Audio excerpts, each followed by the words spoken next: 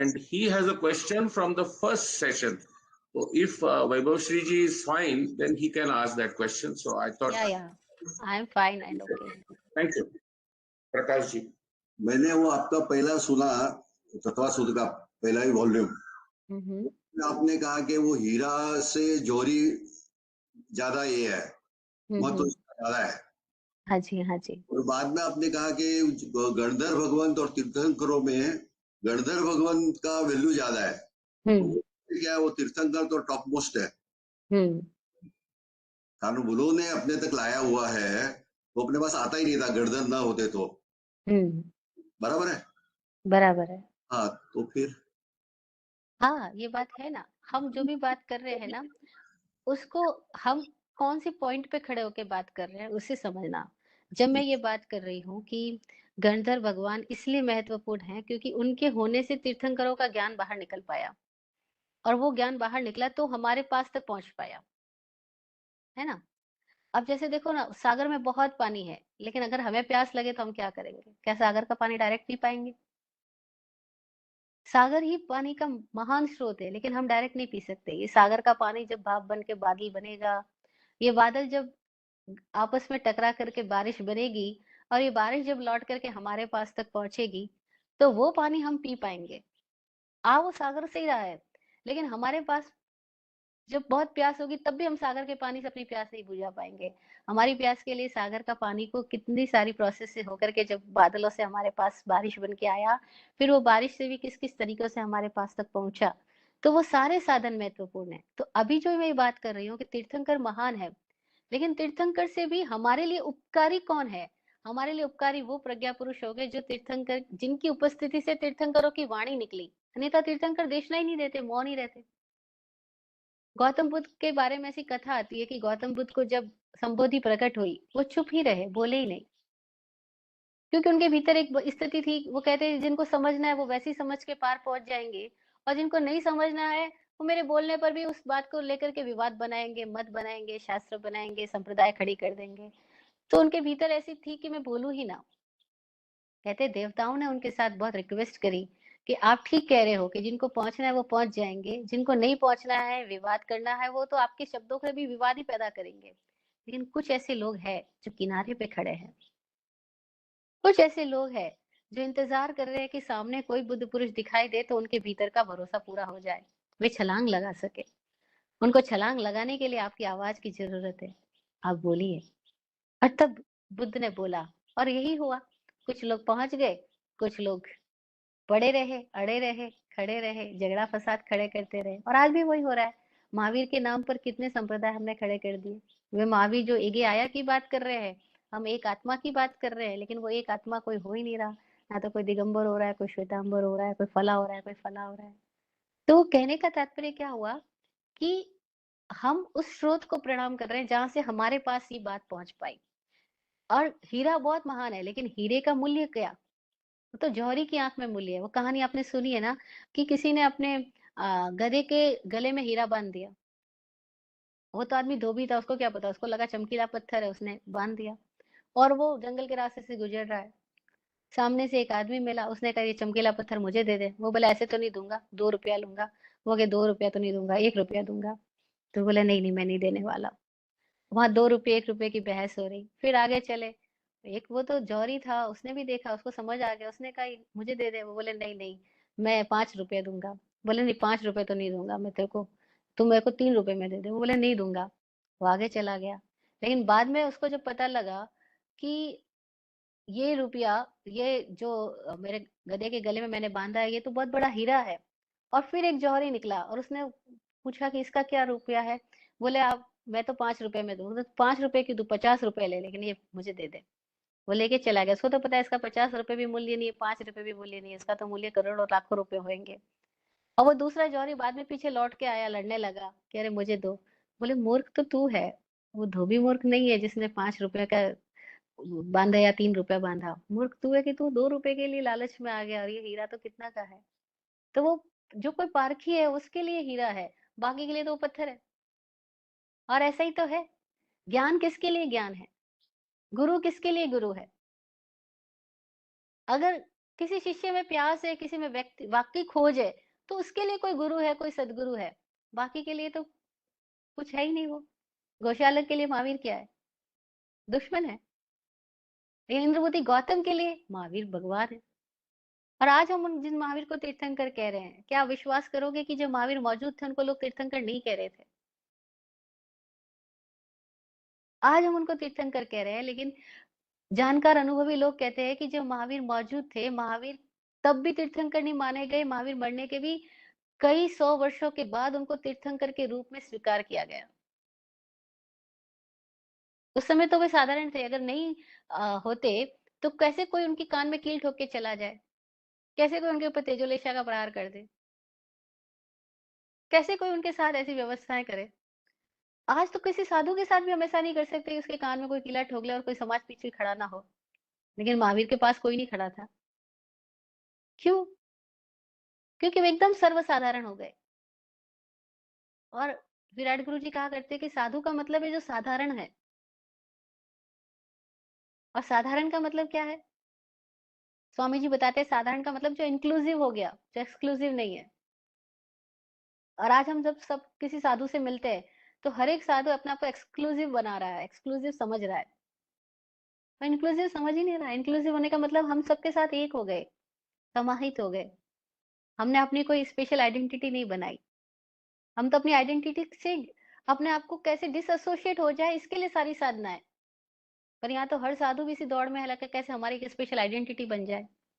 क्योंकि उनके पास वो दृष्टि नहीं है। क्यों दृष्टि नहीं है? क्योंकि वो सच्चे नहीं अपने आप के साथ में।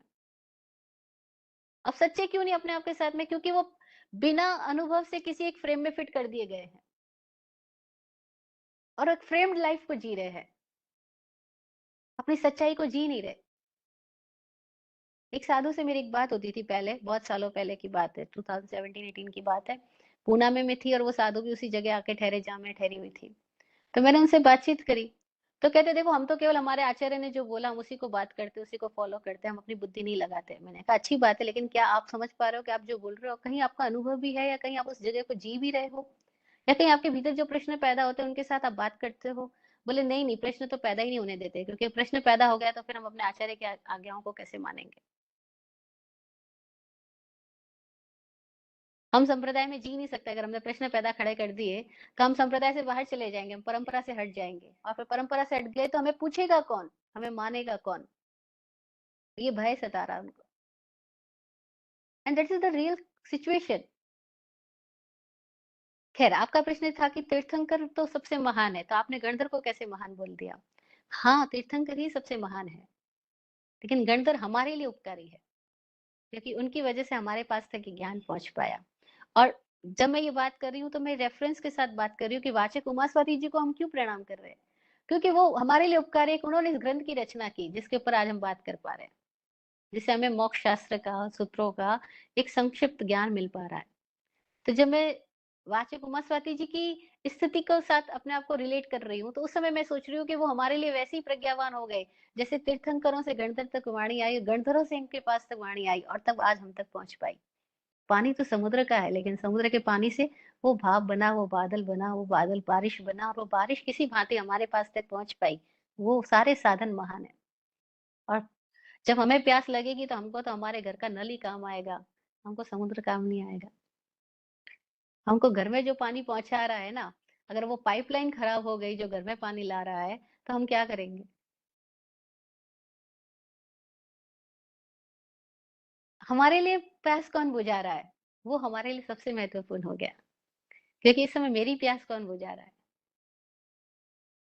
तो हम इस दृष्टि से देखें तो हमारे लिए वो उपकारी जन है, महान उपकारी है, क्योंकि इस समय हमारी प्यास बुझाने के लिए उनकी वाणी काम आ रही है।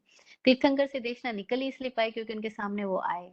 कहते हैं महावीर के दिगंबर ऐसा मानते हैं कि महावीर को ज्ञान होने के बाद में वो बहुत समय तक बोले नहीं, विचरण करते रहे, विचरण करते रहे।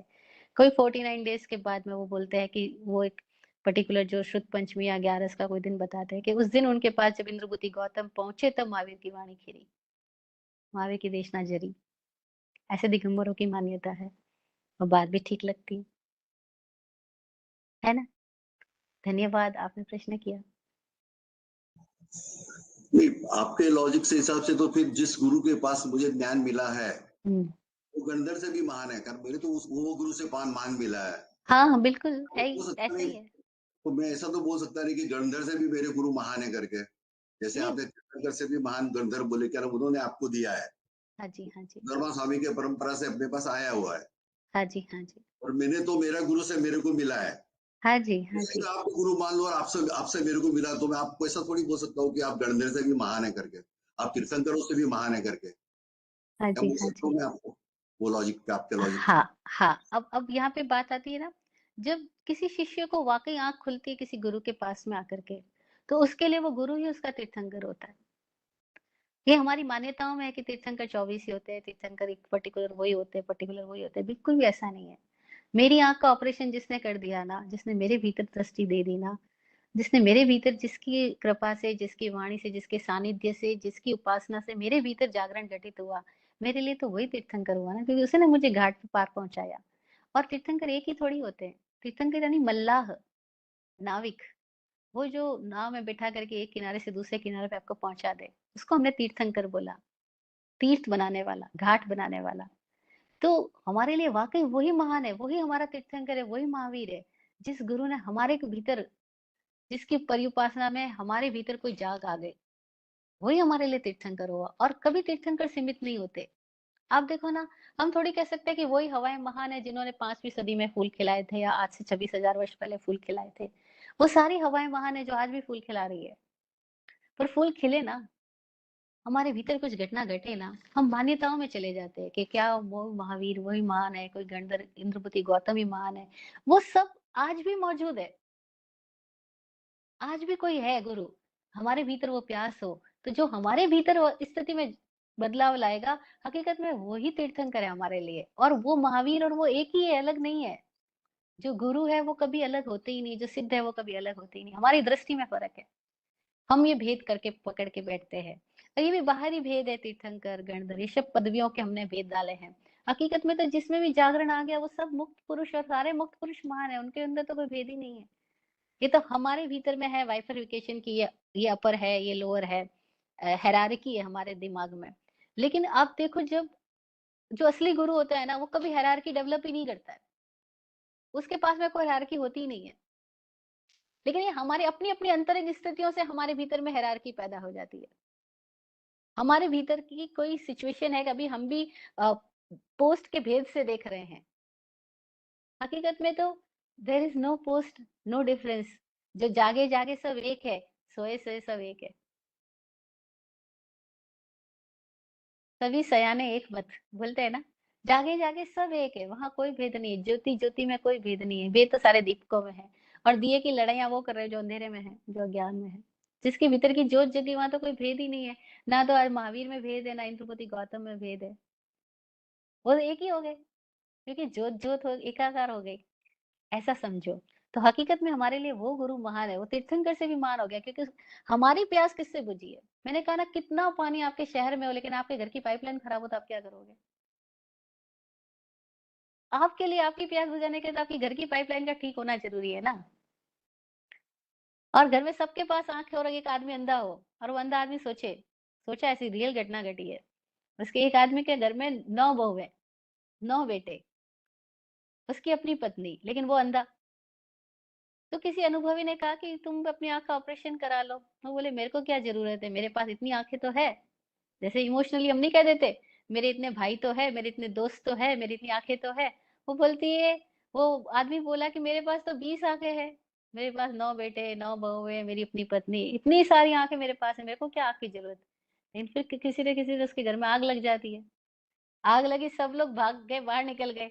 किसी ने परवाह ही नहीं करी, और वो अंधा था, वो कैसे देख के बाहर निकल पाता? वो रास्ता तय ही नहीं कर पाया।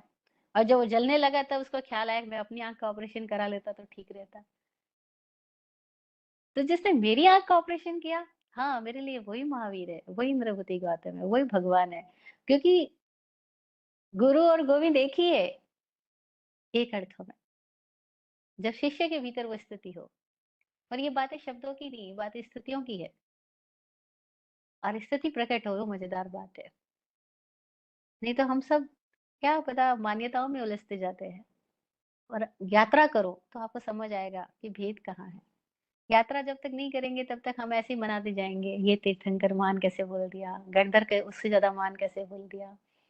ये रिलेटिवली बात भी है, लेकिन अगर गहरे अर्थों में जाओगे तो रियल बात भी है। क्योंकि हमारे भीतर में जो स्थिति लेकर आए हैं, जैसे मैं अपने जीवन के लिए बोलती हूँ, अगर मुझे गुरुजी ना मिले होते, तो मेरे लिए भी बहुत मुश्किल था। शब्द सब मैंने पहले गुरुजी के मिलने से पहले सीख लिए, लेकिन उसमें प्राण ही नहीं था। जब गुरुजी मिले तो समझ में आया, ओह! ये स्थिति है। वो यात्रा शुरू हुई भीतर की और तब पता लगा, ओह! हम कहाँ किसको धर्म मान रहे थे, धर्म का अर्थ तो कुछ और है। संयम का अर्थ भी कुछ और है। हमने संयम को फिर एक साधु वेश से जोड़ लिया, घर छोड़ने से जोड़ लिया, जबकि संयम का अर्थ तो भीतर का बैलेंस पाना है। भीतर में एक बैलेंस पैदा हो जाए, भीतर में एक सिचुएशन आए, भीतर में निष्पक्षता आए, वो संयम है। लेकिन हमने तो संयम का अर्थ सब बाहर में मान लिया कि इसने घर छोड़ा है, पात्र पकड़ लिए, वो साधु बन गया, वो संयमी हो गया। नहीं, नहीं, संयम का लेना-देना बाहर की क्रिया से नहीं है। संयम का लेना-देना भीतर के संतुलन से है। कि हमारे भीतर हमारी एनर्जीज़ में कोई संतुलन डेवलप हुआ है क्या? हमारी सिचुएशन में क्या स्थिति पैदा हुई है? हम यात्रा करेंगे तो आपको ये सारी स्थितियाँ समझ आएगी, बहुत मज़ा आएगा। फिर आपकी जो आँख खोले वाक़ई वो गुरु आपके लिए महान है। वही आपके लिए महावीर है, क्योंकि महावीर तो नहीं आ रहे हैं, लेकिन महावीर ही आ रहे हैं किसी और रूपों में। धन्यवाद।